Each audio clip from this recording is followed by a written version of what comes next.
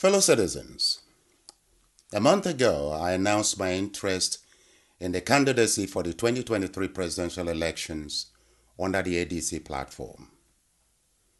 I am overwhelmed by messages of support and prayers from well-wishers across the world and deeply grateful. Thank you. As a statesman and nation builder, I promised openness and honesty in all dealings with fellow citizens. In that tradition, today, I announce my decision to suspend my interest in the 2023 presidential race. Recent political developments have convinced me that northern cabals have hijacked the democratic and electoral process, such that no southern credible candidate can emerge unless on their terms. Nigeria is the only country where deception, imported, underage, and less productive population decide the fate of the country through flawed balloting. Our democracy is heavily abused. I therefore consider my efforts at 2023 elections a waste of time and resource. ADC has talented, accomplished, and youthful visionaries as presidential aspirants. I wish them well. I remain grateful to the ADC chairman, Chief Ralph Oke Musu, for his leadership and vision. Thank you, sir. As a statesman and Pan-Africanist, I love this country and my Igbo heritage dearly. Therefore, I humbly take this opportunity to invite political parties and their 2023 presidential candidates to study the press releases of NINAS. I am persuaded by the strength of the argument recommending that the 2023 elections be suspended and an interim government set up while a new progressive and uniting constitution is drafted, debated, and approved. The NINAS message is clear and simple.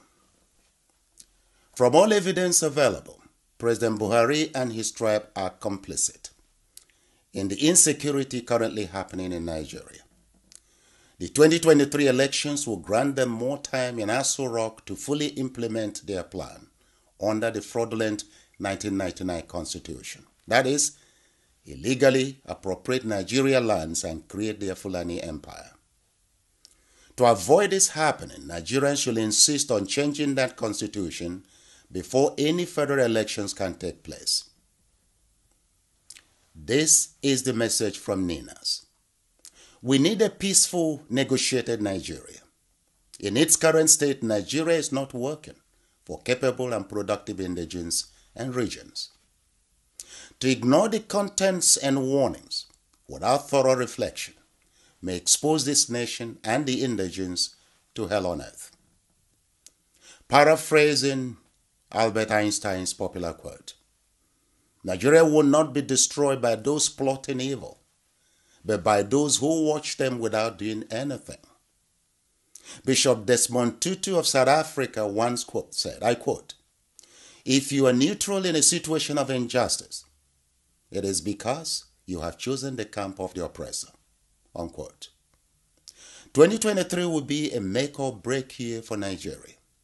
Southern and Middle Belt politicians and citizens must stand together to avert a looming catastrophe. All over the world, ancestral homelands are life treasures, bequeathed to and held in trust for future generations.